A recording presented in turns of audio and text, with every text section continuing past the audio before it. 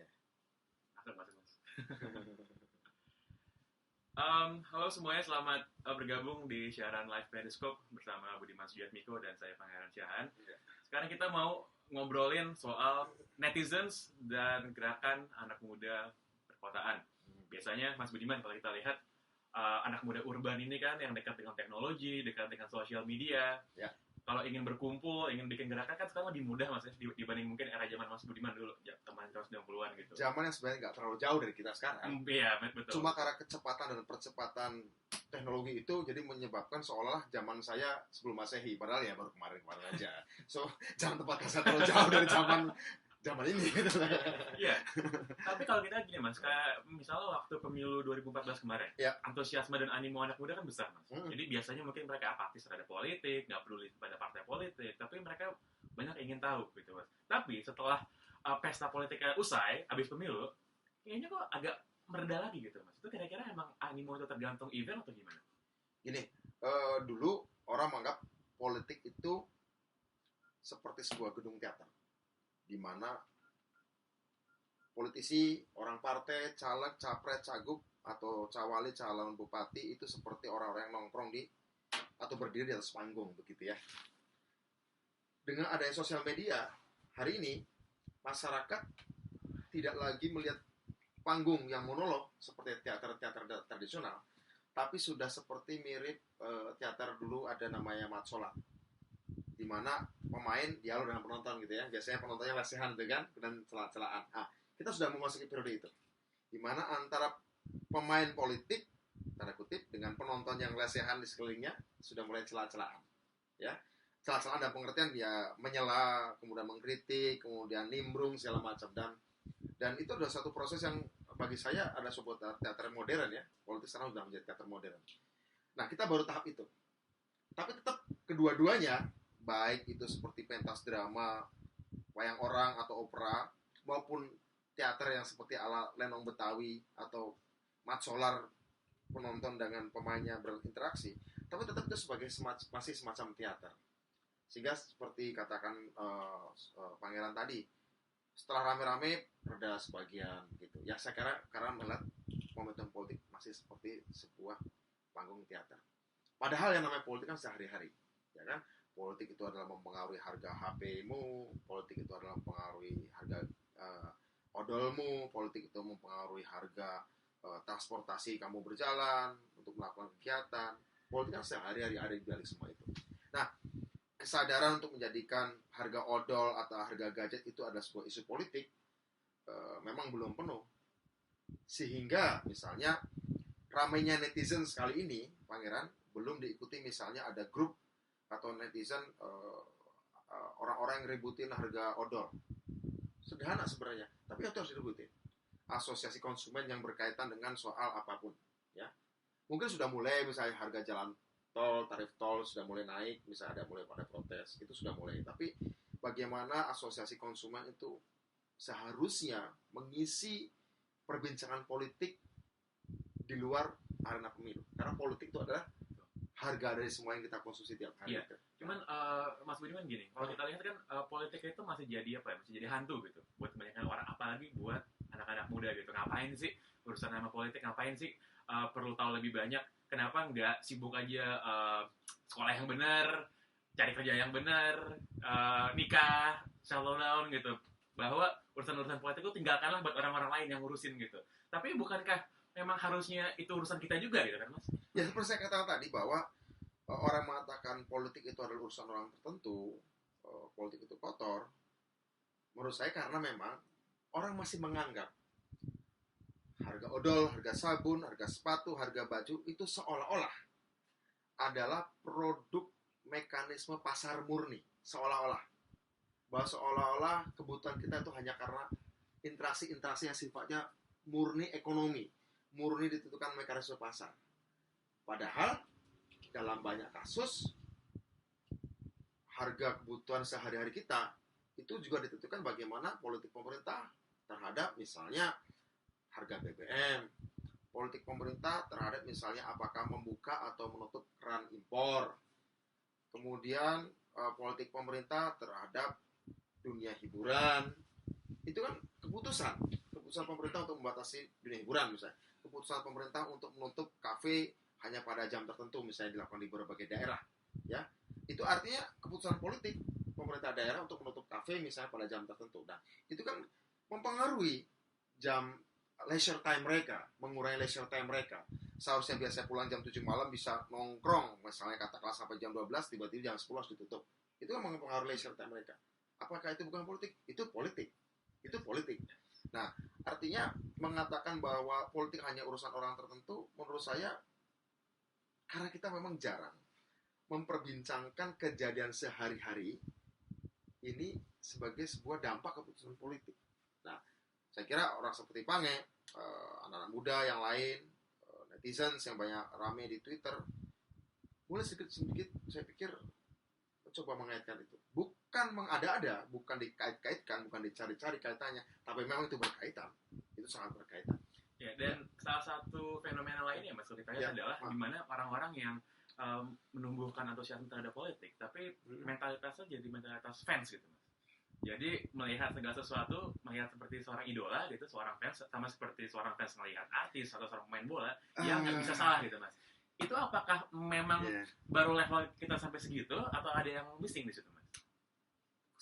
Saat saya harus mengatakan, menggunakan istilah kamu, level kita baru segitu, saya nggak bermaksud melecehkan apapun. Tapi, itu harus dilewati. Harus dilewati begitu, bahwa rakyat meminta atau ingin melihat pemimpinnya sebagai yang sempurna, ya. Saya kira itu harus dilewati oleh sebuah bangsa. Kita belum sampai pada titik di mana masyarakat melihat pemimpin, kamu nggak perlu jadi pribadi yang sempurna, tapi cukuplah kamu menjadi pejabat publik, pemimpin rakyat yang sesuai dengan undang-undang, sesuai dengan aturan. Sempurnalah dalam pengertian konstitusi. Sempurnalah dalam pengertian tidak melanggar hukum pidana, tidak melakukan tindakan pidana, ya kan? Sempurna dalam pengertian itu saja. Apakah misalnya si pemimpin secara pribadi, misalnya kehidupan rumah tangganya tidak bagus, kita belum bisa menerima. Wah, masa sih ada seorang pemimpin misalnya ternyata cerai? Loh, apa hubungannya perceraian dengan dia sebagai pejabat publik? Ya kan? Apa hubungannya? Atau kadang-kadang hal yang lain lagi, cerminan dari feodalisme, ya, itu sisa feodalisme. Pemimpin kok nggak gagah, pemimpin kok badannya nggak keren. Atau saya pernah ada suatu pertemuan, orang anggap saya pemimpin, orang menganggap saya pejabat. Suatu saat, saya pulang dari pertemuan dengan beberapa, ada para pengusaha, ada intelektual. Saya pulang pakai motor. Ada supir saya, tapi saya suruh pulang duluan, gak usah nunggu karena terlalu lama meetingnya. Udah saya mau pulang pakai motor. Loh, kenapa kamu pulang pakai motor? Jangan sok sederhana. Loh, kamu kan bagaimana udah jadi pejabat sekarang, bukan aktivis lagi. Saya mikir, loh, apa ukurannya pejabat atau kira itu harus pakai mobil? Kalau saya jawab dia, aku pulang pakai motor ini, jangan kamu anggap aku lagi sok sederhana. Enggak, justru aku ke barat-barata. Aku kaget ya. Loh, apa maksudnya ke barat-barata? Ya, ini istilahnya aku yang suka lihat waktu aku di Eropa. Aku dulu di Inggris. Aku biasa tuh lihat wali kota London naik kereta ke tempat kerjanya. Aku biasa naik, ada menteri, lihat di London misalnya, ada menteri ke kementeriannya, ke departemennya, naik motor. Biasa-biasa. Mungkin aku melakukan itu bukan karena kesederhana, justru mungkin ke barat-baratan. Setidaknya aku lihat bahwa segala sesuatu harus ditempatkan fungsional gitu loh. Jadi ketika saya misalnya suatu saat saya sering ke supir saya, gak usah antar pagi ini karena macet, aku mau pesan ojek aja. Atau saya minta dia, Bapak bawa aja motor Bapak, saya ikut naik motor. Itu bukan soal sederhana, tidak mengada-ada, efisien aja gitu loh. Nah, tapi bagi sebagian orang dianggap itu, bagi yang positif menganggap itu, wah budiman sederhana, bagi yang positif, ya kan? Bagi yang negatif, sok sederhana gitu kan? Pencitraan gitu. Lagi pencitraan. Ya. Padahal bagi saya nggak sederhana juga seperti yang beranggapan positif pada saya, tidak juga sok sederhana seperti yang beranggapan negatif pada saya sederhana saja. Jadi kata sederhana ya, sederhana saja, naik motor di tengah macet, efektif, efisien, lebih cepat. Jadi memang benar kata-kata Leonardo da Vinci bahwa kesederhanaan, simplicity itu adalah the highest form of sophistication gitu loh kan. Ini hal sederhana tapi sebenarnya ada alasan-alasan yang tidak sederhana, bahwa ternyata saya harus menghadapi kemacetan, bahwa ini bukan sekedar soal karena saya sederhana atau sok sederhana, tapi memang simple aja gitu. Nah, soal-soal seperti itu ya, bahwa pejabat tidak boleh, pemimpin tidak boleh itu, ukurannya sederhana aja, bagaimana perilaku publiknya. Tapi kita memang masih pada tahapan di mana kesempurnaan seorang figur pemimpin adalah di publik dan di privat, ya, di publik dan di privat. Kita belum sampai pada tingkatan bahwa kesempurnaan pejabat atau pemimpin adalah kesempurnaan di mata konstitusi, kesempurnaan di mata peraturan. Sebenarnya itu, karena kalau mencari orang sempurna di mata publik, sempurna di privat, nggak ada. Sebenarnya tidak ada, ya, nggak ada yang seperti itu. Dikarenakan tidak ada, tapi publik menuntut harus ada, itulah yang muncul namanya pencitraan. Konsekuensinya berat. Konsekuensinya kayak gini. Dikarenakan seorang pejabat publik dituntut sempurna, baik di privat maupun di publik, dan ketika dia menghadapi kesulitan mengeluarkan kebijakan-kebijakan publik yang sempurna, yang menyenangkan, yang membahagiakan rakyat, larinya kemana dia? Larinya dia mempertontonkan kehidupan pribadinya yang seolah sempurna atau dipaksakan sempurna. Sehingga ada pejabat publik dikritik di sini karena pejabat publik kebijakannya tidak bagus, dia munculkan aku adalah pribadi yang sempurna. Pejabat publik aku nggak menyenangkan kebijakanku, tapi aku adalah pribadi yang sempurna. Apa itu yang bisa main saksofon? Tiba-tiba ditunjukkan dia main saksofon. Itu terjadilah pada saat Bill Clinton ya? Bill Clinton ketika muncul Monica Lewinsky, dia tidak layak memperlakukan sekretarisnya, ya kan? Ditunjukkanlah, ya, dia bukan seorang bos yang bagus terhadap sekretarisnya sebagai seorang presiden, tapi dia adalah seorang pemain saksofon yang bagus. Pada saat itu nggak relevan sebenarnya. Nggak relevan, tapi rupanya itu ditiru. Akhirnya yang munculnya gini seringnya. Karena kita ini membabi buta meyakini pepatah yang mengatakan begini. Orang besar sering jatuh oleh hal-hal kecil. Karena kita ditakut-takuti dengan pepatah itu, orang-orang besar sering jatuh oleh hal-hal kecil. Akibatnya, hari ini banyak orang sibuk melakukan banyak hal kecil yang mengesankan ketimbang sungguh-sungguh berpikir melakukan hal-hal besar yang berdampak besar. Karena apa? Karena ditakuti bahwa dia jatuh oleh hal-hal kecil. Aku tidak ingin terlihat hubunganku dengan keluargaku jelek.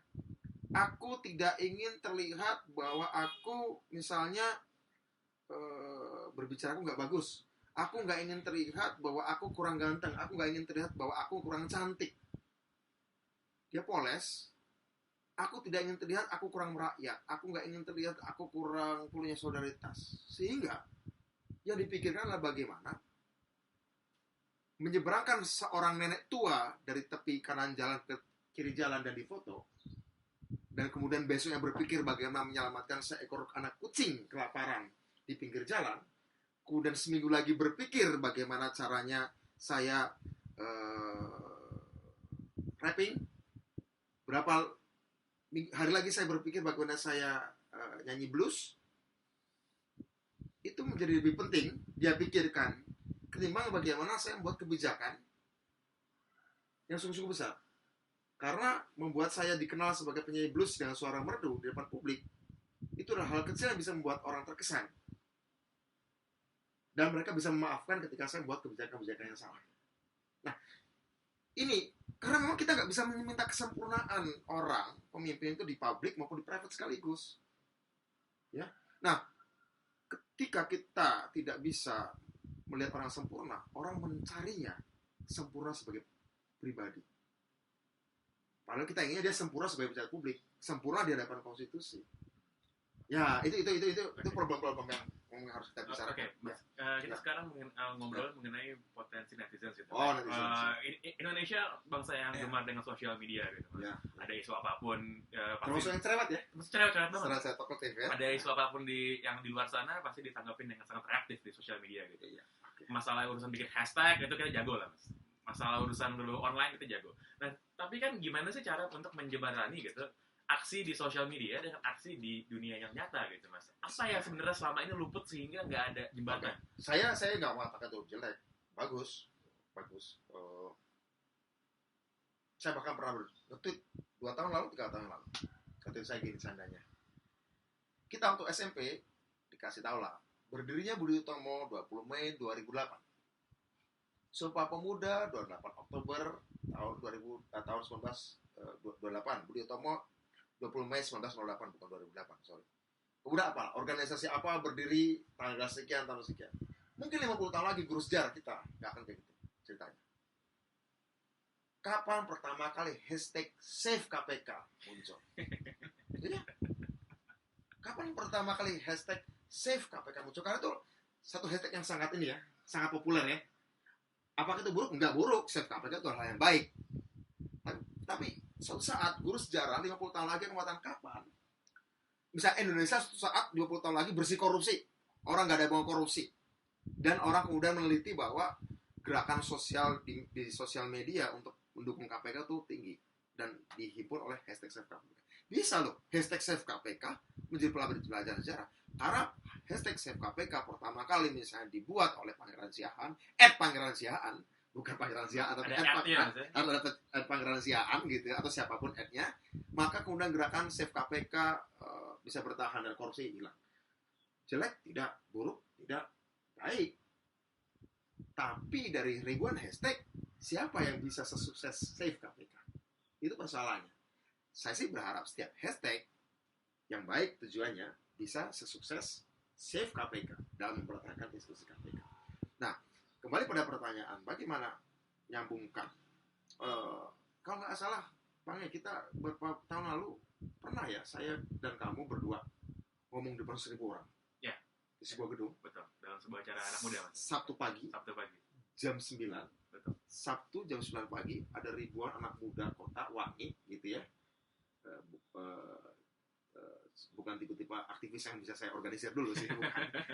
Ada 1.000 ya, 1.000 penuh. Saya dengan Pange Sabtu jam 9 pagi ngomongin politik. Dan mereka mau bangun pagi tuh Mas ya? Mau bangun pagi Sabtu pagi. Padahal sebelumnya barangkali mereka lagi di V atau lagi di D gitu ya. Capung dan penyakit ketinggian. Kode nih. Di tempat capung dan di kandang capung dan penyakit ketinggian gitu kan. Atau ya gitu lah Mas. Tapi jam 9 mereka sudah ngumpul nih 1.000 untuk ngomongin, dengerin aku sama Pangeran ngoceh tentang politik. Partai politik saya belum pernah lihat partai politik seperti itu. Dan ya, mereka datang dengan sukarela kan Mas? Bayar bahkan. Bayar kan? Bayar loh. Ngomongnya politik. Pertanyaannya kemarin minggu lalu ketemu Pange ingatkan momentum itu. Ingat nggak Mas, kita 2 tahun lalu kalau nggak salah ada 1.000 orang Sabtu pagi jam 9 pagi ada anak muda dengerin kita ngomong politik dan mereka bayar. Itu saya nggak tahu sekarang di mana mereka itu Mas. Oke? Oh ya nggak ada ya. Lembaga barangkali masih ada. Terus kemana orang-orang itu? Ya mereka 2-3 kali bikin acara seperti itu, tapi nggak berjejak ya, Pange ya kalau nggak salah ya. Terus Pange kemudian ambil kesimpulan, ini kesimpulan Pangeran bukan kesimpulan saya. Disclaimer. saya menyetujuinya. Nah, segera kamu ngomong itu aku menyetujuinya. Kesimpulannya mereka datang tiap tahun untuk acara itu tapi selalu itu saja. Dan kemudian tidak ada follow up-nya. Misalnya, waktu itu kita cerita apa ya? Saya lupa ada inspiring story tentang saya gitu kira-kira. Soal Mas Budiman gimana dulu di penjara terus di penjara menjadi anggota DPR kira-kira untuk inspirasi. Dan saya bilang waktu itu kayak kalau saya mau masuk Cambridge ya harus penjara juga Mas. Terus. Oh, yang mungkin saya. Enggak tahu iya, tema tentang itu ya. Tema tentang itu 1.000 orang cuma mau dengerin bahwa itu nggak bisa. Bahwa bisa loh orang putus asa sederhana aja. Pertama, gak ada harapan mereka untuk dipenjara karena politik. Satu-satunya alternatif untuk dipenjara dan rame itu adalah karena kasus korupsi dan mereka gak mau juga. Kedua, setelah acara itu gak ada orang partai yang udah ketemu mereka. Ada loh, ingin masuk DPR. Ini nomor kotak saya. Gini loh caranya masuk DPR. Gak diikuti. Kata orang partai nggak melakukan itu. Organizing committee dari acara itu, event organizer dari acara itu, seharusnya dengan cerita misalnya cerita saya dianggap inspiratif gitu, tidak usah diservasi termasuk penjaranya, tapi bagaimana jadi DPR-nya.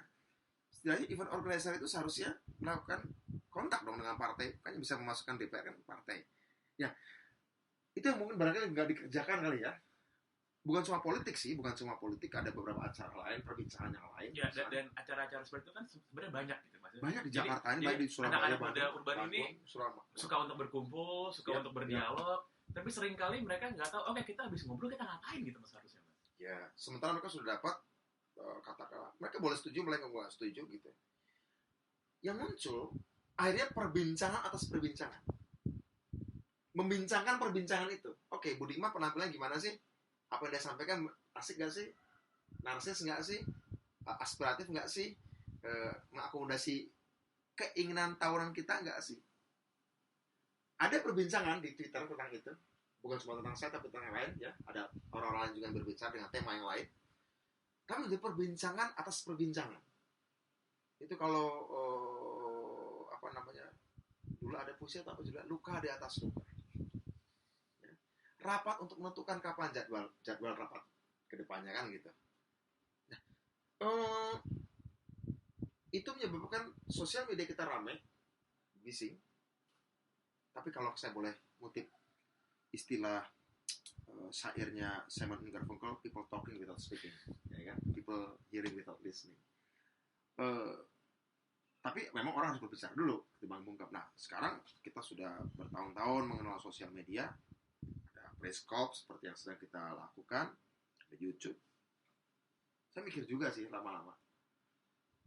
Asik juga kalau orang-orang segenerasinya Pangeran ini coba untuk following up itu. Saya bisa bantu apa yang saya bantu. Saya kan the children of the old social movement, ya kan? Saya bagian dari anak-anak gerakan sosial lama. Kamu bukan sekedar bagian dari anak gerakan sosial baru. Ini gerakan sosial yang baru dan baru. Ya, karena baru ada gadget. Ada sosial media yang sebelumnya nggak ada. Saya kira asik sih, bayang kalau forum kayak dulu 2 tahun lalu terjadi dan besoknya diikuti bahwa event organizer. Oke, ada yang mau tertarik parlemen seperti Mas Budiman? Not necessarily harus ngotak Mas Budiman. Oke, ini alamat partai ini. Alamat kantor DPP PDI Perjuangan di mana? Alamat kantor DPP Partai Golkar di mana? Alamat kantor DPP PKS di mana? DPP-nya. Ini kan ada di berbagai kota nih, peserta 1000 kan? Ada di berbagai kota. Oke, Jakarta Utara di sini. Jakarta Barat sini alamatnya. Yang dari Ambon di sini kantor PDI Perjuangan. Yang di Merauke kantornya namanya Partai Nasdem di sini. Saya ngebayangin itu.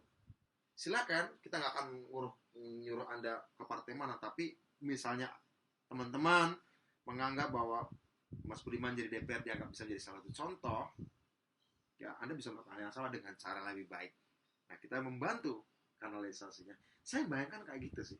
Mungkin barangkali Pangeran mau melakukan hal seperti itu. Tidak harus politik, bisnis. Misalnya Pangeran undang Mbak Tri Mumpuni, orang yang banyak mengerjakan energi terbarukan di desa-desa. Ceramahlah Mbak Tri Mumpuni. Kemudian peserta itu akan, oke, Anda bisa kenal Mbak Tri Mumpuni, atau juga Anda bisa kenal bahwa orang seperti Mbak Tri Mumpuni ada juga di desa lain, ada di kabupaten lain. Yang dari Kabupaten Merauke atau Kabupaten Belu, NTT, ada nih orangnya ini.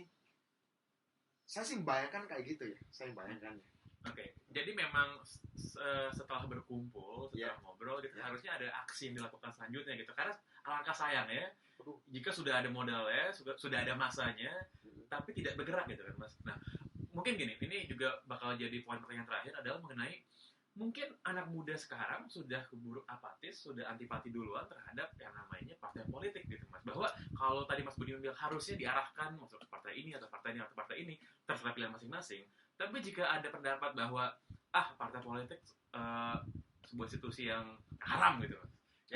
Yang sebenarnya nggak ada gunanya deh. Kalau itu gimana caranya buat bisa? Kalau seperti itu. Kalau itu seharusnya tidak perlu diikut dengan sikap tidak mau daftar. Harusnya saat saya bikin diskusi bahwa menjadi DPR seperti harusnya mereka bantah saya di situ. Tapi kan Mas Budiman, tapi kan ini. Harusnya bantah di situ. Tapi nyatanya ingat saya nggak tahu coba ingat kan. Nggak ada sih Mas. Saat tanya jawab lebih pada curiosity ya. Betul. keinginan tawan ya. Tidak ada yang tapi kan DPR gini, tapi kan DPR nggak muncul. Saya juga agak heran juga. Padahal biasa di sosial media rame. Kamu Ya kan emang biasa gitu mas, cuma di sosial media nge-tweet gitu kan, begitu ketemu langsung ya belum tentu kayak gitu juga gitu. Padahal ditanya DPR misalnya buruk pun saya nggak akan tersinggung, atau Budiman nggak berprestasi pun biasa-biasa saja.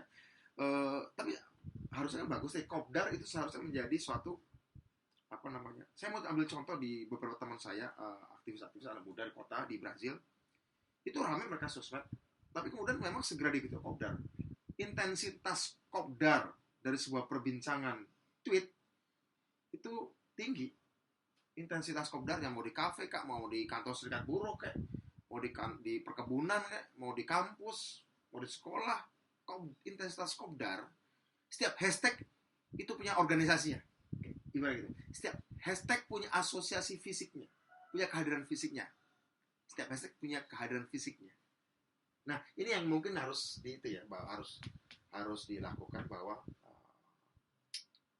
ya hashtag itu ibaratnya apa? Hashtag itu bendera, kain bendera.